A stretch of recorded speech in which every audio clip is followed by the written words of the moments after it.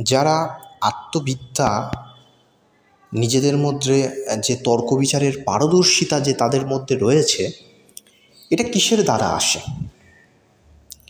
এই বিচার করতে গিয়ে আমাদেরকে বিভিন্নভাবে শাস্ত্র ঘাঁটতে হয়েছে এবং পুরাকালের প্রাচীনতম যে রীতিনীতি ছিল সেই সমস্ত রীতিনীতির সঙ্গেও আমাদের যোগাযোগ সম্পর্ক স্থাপন করতে হয়েছে, যার কারণে আমরা বিভিন্ন জিনিসের সম্মুখীন হই।